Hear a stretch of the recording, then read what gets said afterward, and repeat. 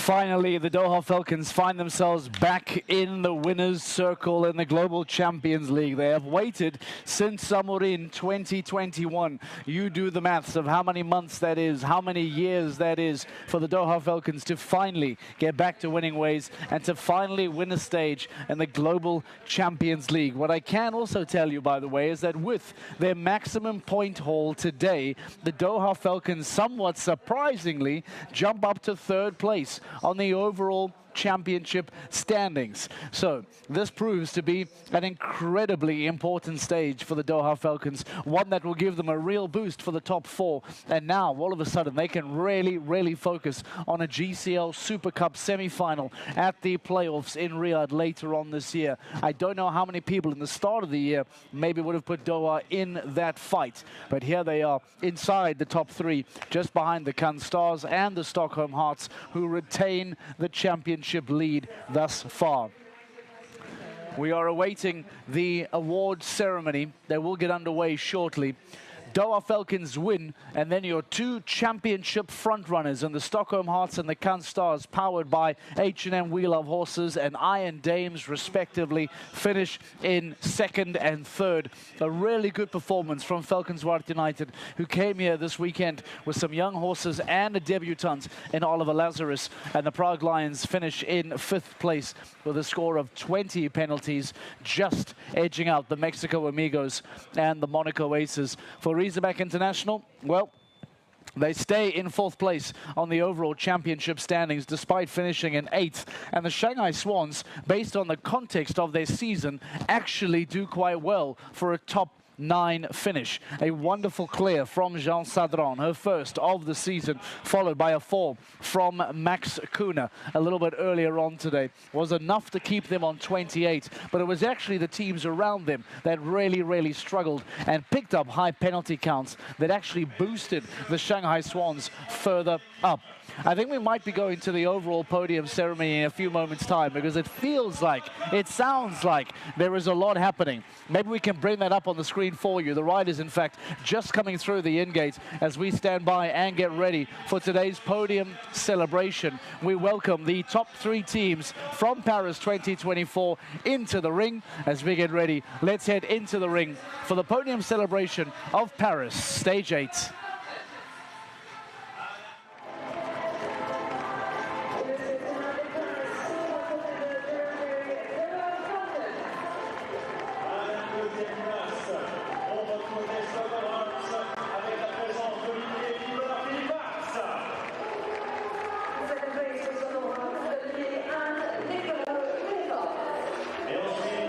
Doha Falcons, Stockholm Hearts, Cannes Stars. Top 3. Well, listen to that roar from the women in the stands where the Cannes Stars come in. Powered by the Iron Dames. That was an eruption of sound.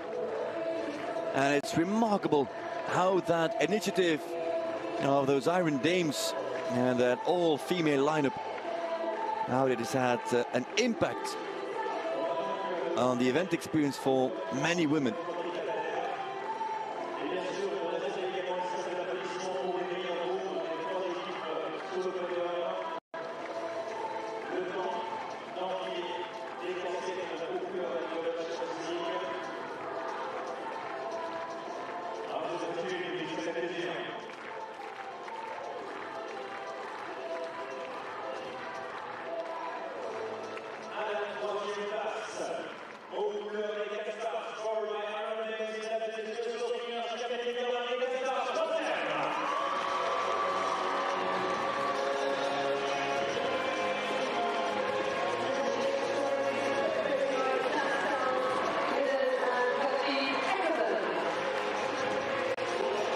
The Cannes Stars powered by Iron Dames with Sophie Hinnerus and Katrin Eckermann. Third here.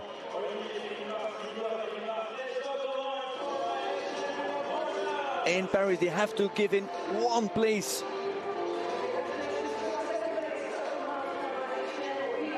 And give that to the championship leaders who benefit from that situation. And that's, of course, Stockholm Hearts powered by H&M We Love Horses. The brothers there, they don't seem too happy. But there come the champions, there come the winners at least of this stage. It is Doha Falcons with Jérôme Guéry, Michael Pender and Julien Anquetin.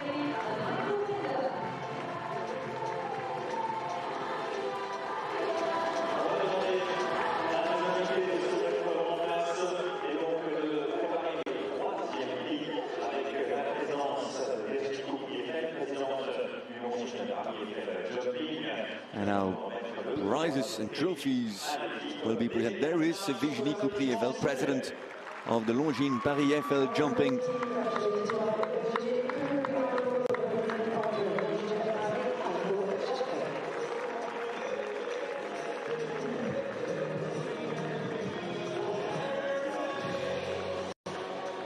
And Madame Couprier-Vel to congratulate second and first place team as well. Jan Tops, president and co-founder of Global Champions League. The trophy for the Philippart twins, Nicolas and Olivier. In second place, Madame Descamps, Director General.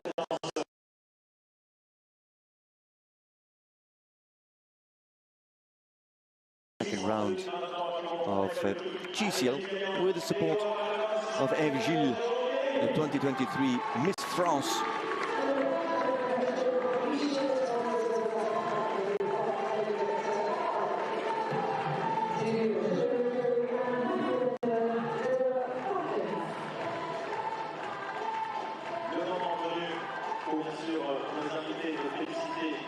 Tous les membres des différentes équipes des Doha Falcons, des Stockholm Anthony Castas, et également de se mettre en place pour la... There the trophies up in the air. It's a big weekend for Doha Falcons. Their first win since Samorin 2021. They win the stage, they move up into top 3. And she's too late. Oh, there's a few that got a sip of champagne of the VIP party. And Guéry, I think, got the most of it.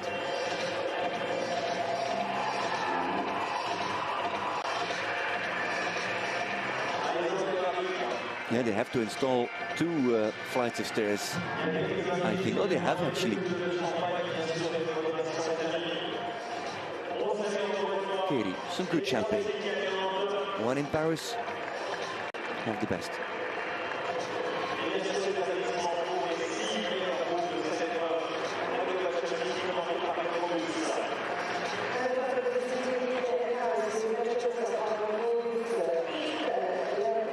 Well, ladies and gentlemen, GCL stage 8. That means that as from now we will be focusing on next Monday in the Global Champions League terms, because next Monday the transfers are announced, and from what I hear through the grapevine is that this year this transfer window has been the most active one since the start of Global Champions League in 2016. Never did we have more transfers, more riders going in and out than this season. And that'll all be released coming Monday before going over to Stockholm. So keep your eye out for the transfers, for the changes, and make sure you join us again with, no doubt, plenty of new faces already in the Olympic Stadium in Stockholm, up north in Sweden. I think it is Midsummer's Day coming up. I think it's even today, Midsummer Day out in Sweden. So next week we will be in the Swedish capital. Ladies and gentlemen, from all of us here in Paris, thank you very much for watching, and take care and see you soon. Bye-bye.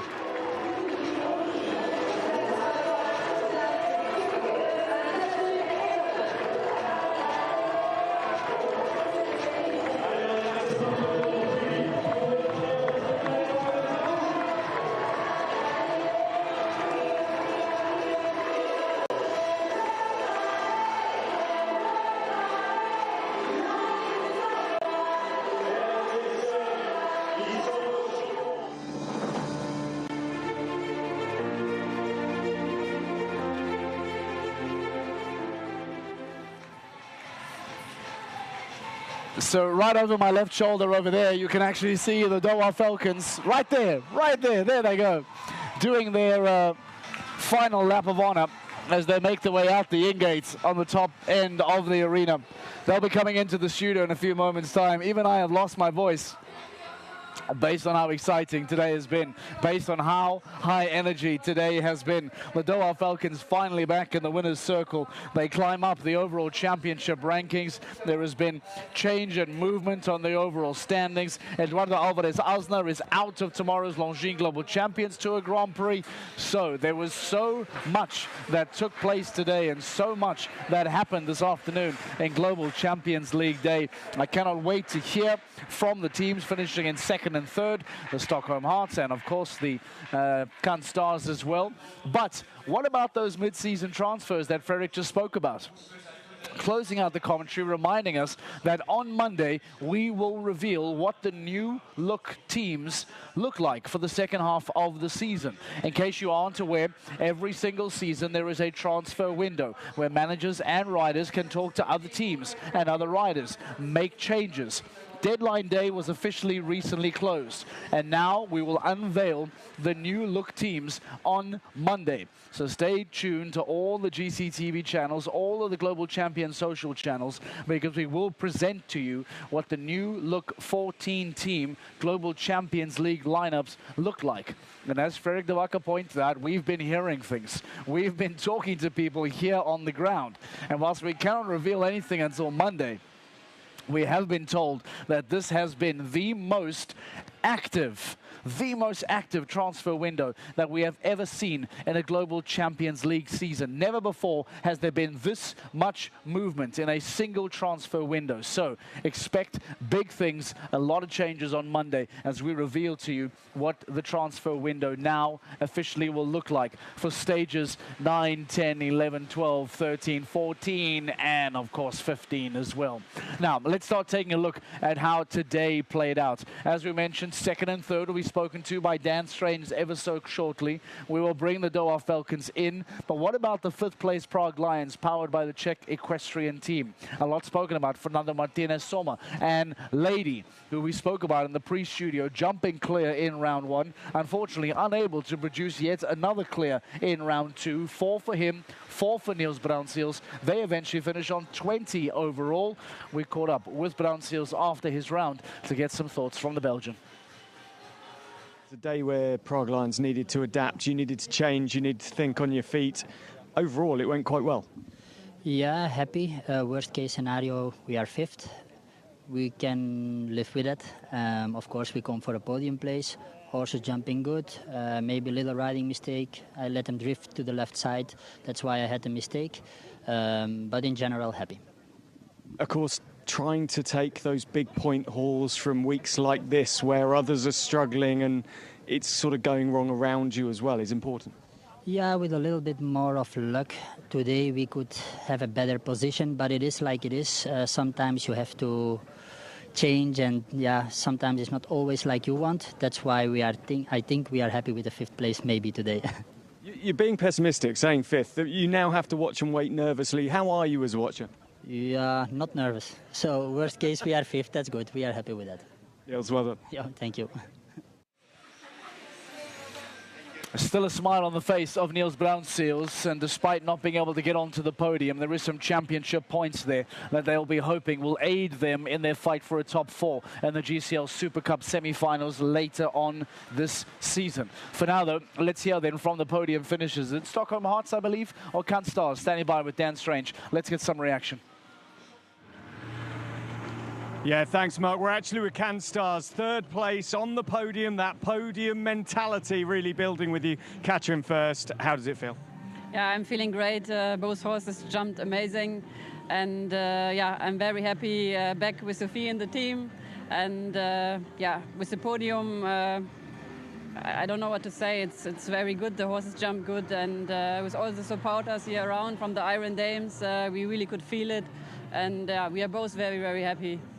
Sophie, you seem to take care of your horse today. Is that fair? But she really delivered when it mattered.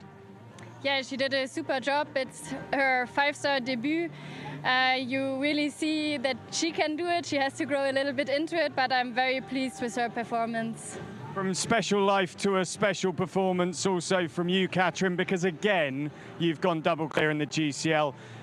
Just the feeling, the buzz you must have in how you're riding at the moment must be amazing. Yeah, I'm feeling very thankful because I had a very bad start, I find. I was a bit injured, so it took me time to come back.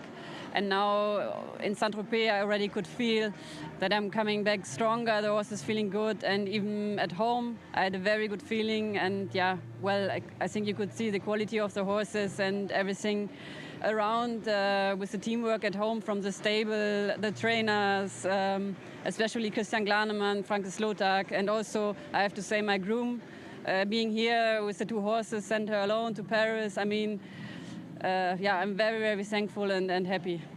That so shows the depths that the team go to. On now to the next round in Stockholm. Sophie, what changes in terms of personnel? But obviously you don't want the podium habit to change either. Exactly. We hope for another podium. That would be brilliant. But I think we can be very happy with our performances so far from the beginning on. Yeah, so I wish the team best of luck for Stockholm. Both of us won't be there, but we will cross our fingers. Good luck to the team for then, but well done to you for now. Thank you. Thank you. Back to you, Mark. Right, thank you very much to Dan Strange and the Can Stars. The Doha Falcons boys are busy celebrating in the studio, justifiably as they should, after going on to win the GCL stage here in Paris. Mikey Pender joins us alongside Jérôme Gary. Boys, congratulations, welcome to the winner's circle. Let's start by who lost the champagne battle on the podium? Because it's me. I'm you were the completely quickest wet. in the ring, but you were the slowest of the champagne. Why? Yeah. Okay, the girls were really quick with us. They've had a lot of time on the podium, you see. And okay, we went step a little bit higher, that's to go down. Ah, right, you see. You're in first place, you're a little bit higher, I understand that. Mikey, what has taken the Doha Falcons so long to come back to the winner's circle, first time since summer in 2021? I think this year we've been quite unlucky. We have a very good team, very strong team with good horses, and I think we've been on the podium a good few times. We haven't won, but we've been close. So hopefully now we can keep up this bit of luck for the last seven stages, and hopefully get closer to the top and get where we want to be. Jérôme, it's always important that rider from the first round doesn't join us here so that we speak about him. Julien Nakata in round one jumps very well. Talk to me about your teammate. What does he bring to this team? Why is he so important? Yeah, we try always to have the best horse fit for every classes, and the plan was to start with Julien, and he said that he doesn't feel really comfortable, and the horse was Mikey didn't jump the class before, he was fresh. My horse also, I jumped another horse, I knew that my horse was fresh. That's the plan was like this. We speak also with the manager, and we try always to make the best plans, and it's worked today. You looked very surprised at the end. Were you not sure that you had won it? What was happening there towards the end? Just because the time fault. I didn't know about the time fault. I knew that we have a little bit advance, but I didn't know exactly how much points you had advance. But I knew that normally it could be walk, but to be sure, because I think it will ride clear. And when I see the last fence down and time fault, I say, this is enough. And okay, yeah, it was enough. Because let's ask the guy who has the time fault. If he was worried about the time fault, Mikey, I wasn't sure what kind of damage it would do. When you were approaching the final line, were you aware of time? Was it a trouble to you, or were you just trying to keep it as clear as possible? I was aware. I was a bit slow in the beginning, but Marion is here. She already had filled me in on the scores on the way in. So my idea was to not maybe to have a time fault, but I could ride a little bit more careful. And I was a bit unsure when I landed because the last outer combination was a little bit hectic in the last jump, but he jumped amazing, and it's a great feeling to win here in Paris in front of this brilliant crowd. It is. Jérôme, you jumped round one and round two, so I want to find out from you the difference between the two, because I think round two was described as a lot bigger but less technical. Yes. Was that a correct assessment? What did you think? Exactly, a little bit bigger. The first one was really technical, really delicate. We saw with the plank. I had the plank down on the first one with Great Britain, but he jumps really great. And when I went for the second round, I saw that few clear before me, but my horse jumps amazing, and I just tried to have a clear round, not too fast, to give a little bit place for Mikey to finish the job. Talk to me about Careca. I don't know the horse particularly well. I want to find out more about your relationship, the development. Let's talk about Careca. Yeah, okay, it's amazing horse. It was with Olivier Robert before, just bought in the beginning of the year. And okay, no, it takes time to make a relationship with the horse. Sure. But the few last show, we saw already that he jumps really good. I had one down in Shanghai, one down in Saint-Tropez, and today it was clear with a good type of jump. I'm really happy, but I have a feeling that in the end of the season he will make a podium also in individual also. Mikey, if we talk about relationships when it comes to horses, you and Kelly in particular have been together for some time now, have produced some outstanding results. Where are you and Kelly at the moment, maybe compared to where you were a couple of seasons ago? How do you feel that relationship has evolved? Yeah, I think he's jumping brilliant. We've been a bit knocking on the door maybe. In Miami, he jumped brilliant. He was clear. In Mexico, we just touched one in the Grand Prix. So we've been knocking on the door. He's jumping brilliant, and hopefully now a bit more luck. We had a bit of luck today, so hopefully we can continue it on and keep going from here. You mentioned the team bond a little bit earlier on tonight, and I wonder, as the Doha Falcons make a return to GCL in 2024, what has it been like behind the scenes? Talk to us about this team, who is in it, how you communicate. What is the team dynamic like? I must say we have a great team spirit at every show. We have brilliant riders on the team, and everybody's trying to help each other out. We're very lucky with Willem, the team manager. He's also very motivated, and we're trying to figure out always the best plans and trying to get the result we want. Jerome, you were asking about the overall championship standings. I have them for you over there. Talk to me about what that means to see Doha Falcons now jump up to third place, the result of today, the impact of that, and where you are with everybody else. What does it look like to you there? Yeah, we are third for the moment, not so far to the lead. We are quite around the middle of the season. Still many shows, but it's a good position to continue to grow up until I hope we will finish on the top like today. Is the top four a conversation, Mikey, that was had in the beginning of the season? Can you maybe tell us what was team talk like at the start of the year? Are you on track for what that was? What is happening with the team ambition where you find yourself now?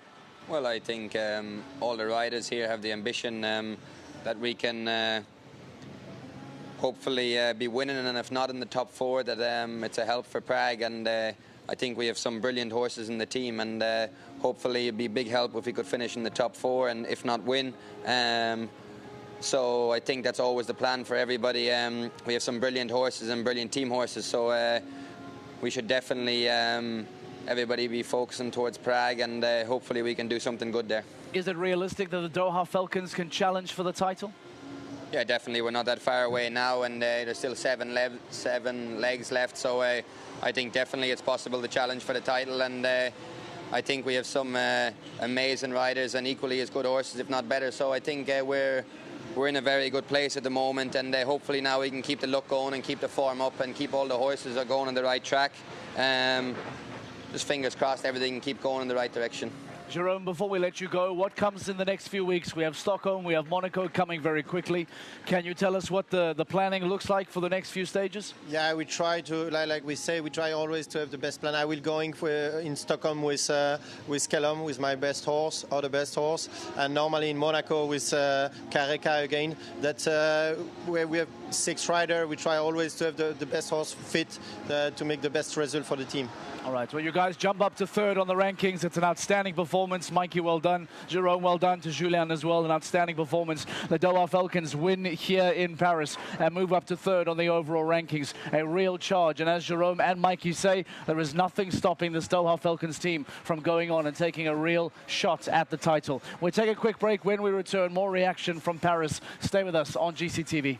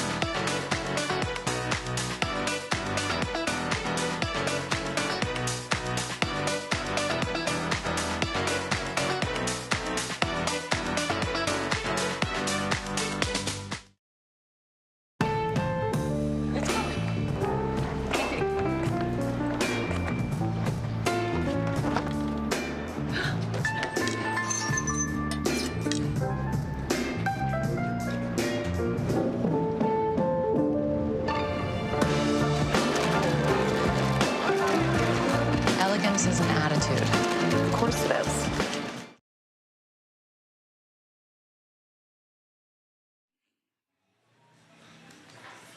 Some lovely insights and great perspective from the Doha Falcons boys. Mikey Penda, Jérôme Garry and Julien Arquetin from round one, delivering an all-important stage victory for them that takes them up to third place on the overall championship standings. Let's hear from the Stockholm Hearts, the championship leaders who finished then today in second place.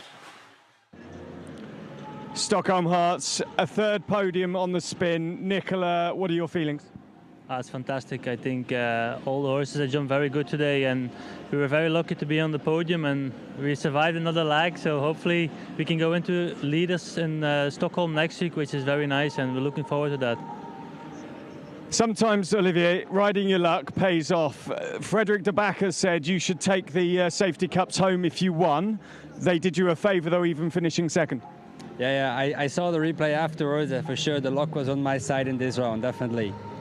Belief and a trust in the process that you guys across the whole team do this season really is showing through. Today, okay, just one clear, but it's that consistency that's at Stockholm's core. Yeah, I think for sure we're very fortunate to have many good riders and many good horses in the team, but like we said, we're only halfway now. There's still a lot of legs coming up, and it's going to be very important to plan and get the strongest team everywhere possible. Next up, Olivier, you're at home, you're in Stockholm. Who goes there for the team to try and extend this lead even further? So next in Stockholm will be Nicola, myself, and Jessica Springsteen. Unfortunately, the other two had to go somewhere else, Peter and Malin. But okay, I think we've got a couple of good horses. We take the best horses we have, and hopefully we get a home win next week. Well, Stockholm Hearts do the job again. You've extended the lead, and brilliant, brothers. Well done to you. Thank you. I already know that we are going to use that highlight of Olivia Philippart seeing the fence bounce in and out of the cup on the day after that we will film tomorrow. That'll be available for you on GCTV on demand later on this weekend. For now, though, let's get some reaction from Frederick de Backer. Frederick, welcome to the show. Thank you for outstanding commentary throughout the entire afternoon. Doha Falcons last to go. They get over the line. It's a real big move from them from the championship perspective as well. Jérôme Garry and Mikey Penda seem delighted. Talk to me about your thoughts. Your reaction to how GCL round 2 closed? To be fair, Mikey Pender and Calais, they had that enormous high in, was 2022, if I recall well. Then 2023 was a normal season, and I thought that they were, you could see that they were getting back into that fitness, but I didn't have them there yet as GCL stage winners. But they've put it off in brilliant fashion. And I do appreciate that team that is being assembled, because Stockholm Hearts is a team that is together for a long time. Doha Falcons, a team that existed in the past, but now is re-energized, let's call it like that, reboosted, with new riders coming together, with Arquetin, with De Lestre, who know each other really well, with Guéry, who knows De Lestre really well, Michael Pender, who gets along with everybody, and so on and so on. Then Willem Vermeer. Then all of a sudden, you can see that there's a very good vibe in that team, and that really, really pays off. And they help each other, they stick together, they support, and they really want to perform. And that's nice. And I'm not saying that they are going to be top 4 contenders until the end, but they've got the ambition. And in theory, if they have the ambition, they have the riders and they have the horses for it. So out of the blue, this new team comes into the race, and I think that's a really important takeaway from this second round. Frederick, what I've loved over the last couple of seasons are seeing the challengers go head-to-head. I think back to Falkensvaart versus the Swans a couple of years ago. Then we had the Riesenbeck in Stockholm, Riesenbeck in Paris recently. And now all of a sudden, we see someone over Stockholm and Canstars going head-to-head. And how brilliant from a championship story perspective to see them finish as strong as they did today. Talk to me about your thoughts on this championship story. Where is it going, and what performances from our top 2 teams overall? Yeah, but where do you want me to start? Do you want me to start with Madrid in motion, who dropped the ball massively? I mean, what a horrible day for Madrid. Finish second last, but in theory, you have to say finish last because New York Empire is eliminated. There's the Madrid in motion, and there's the Edu Aznar story that we will go deeper into tomorrow for the Grand Prix, because Aznar did not qualify for the Grand Prix. Do you want me to talk about Riesenbeck International, who make I'm not going to say inexplicable, but very remarkable choice to leave Cornest and McMahon on. Harry Allen goes off, rides a very fast clear as individual. In the end, I have to see, they are still fourth, but they were 15 points off the lead coming to Paris. They are 26 points of the lead going out of Paris. So for Riesebeck, this has not been a very good weekend at all. Their climb has actually been stopped, though they don't lose or make up any places. And then there's Doha coming in, and then it's great to see. I mean, I really worried about Sophie Hinners and the new horse, It's Life. It's Special Life. I didn't know it really well. So I had a lot of questions about it. They weren't in my favorite team either. Stockholm Hearts were in my favorites team. So I was really confident about them. But after the other new horses and new combinations being founded and formed in CanStars, now to see that Sophie Hinners has an extra horse that can jump clears, or at least can contribute, that's a very big plus. And it's plus after plus after plus for CanStars. Though they have to give a little bit of margin to Stockholm Hearts, but that can change very easily. The fact that they've got extra horses coming in is a huge boost. Frederick, I asked the Doha Falcons whether or not they are a top 4 team, and I know we will begin to amp up our top 4 conversation now as we get towards the second half, the back end of the season. But despite the disappointment from Madrid in Motion today, we know that they are still a strong team and still in the hunt. You have the Stockholm angle, you have the CanStars angle. I'll ask you the same question. Is this Doha Falcons team good enough to make sure that they lock down a GCL Super Cup semi-final spot in Riyadh? If I say yes, and you ask me the same question next week about Stockholm, and a week later about in the next 4 weeks, I'll say yes about 4 other teams. So I can't say yes now. So I have to be careful with my wording. Okay. So that means that they've got the strength to be in the conversation and to be part of the battle. But there's also Riesebeck, there's also Madrid, there's maybe still even somewhere in there Valkenswaard. And there's a few teams that are in there. So to say that they're locked down, no. To say that they're in the conversation and that they have a very strong voice, yes. I love the fact that the championship battle is getting tight. I love now that we started to talk about this top 4 battle getting tight as well, with multiple teams knocking on the door. Freddie Tabaka, let's leave it there. Good night to you. Thank you very much. We chat on the day after. And, of course, on the Longines Global Champions Tour Grand Prix of Paris. That will come your way tomorrow. But before we wrap up and say goodbye, we remind you again of how important Monday is for the mid-season transfer reveal. Over the last couple of days, the deadline day has been shut. The teams, now the managers, will officially unveil what their new look teams will look like for the second half of the season. That will be unveiled to you on all the GCTV platforms on Monday and our social media channels on Monday as well. So that is a big day. But of course, let's not forget that there is a Longines Global Champions Tour Grand Prix of Paris that, as Freddie pointed out, will not contain championship leader Eduardo Alvarez Asna, who did not qualify. So there already is a big moment we'll talk about tomorrow. So please do join us again for tomorrow's LGCT Grand Prix of Paris. But from a GCL perspective, we say thank you and goodbye. We'll see you next week in Stockholm. From the cold suspense, adrenaline rushes, the challenge emerges. A symphony of emotion takes over the environment, where strength meets elegance. Time seems to freeze, and sometimes even rewind. With each jump, each second, I feel the excitement roar. The glory of victory, the reward of effort, the consecration of talent breaks all obstacles. The Longines Global Champions Tour of Stockholm from the 28th to the 30th of June.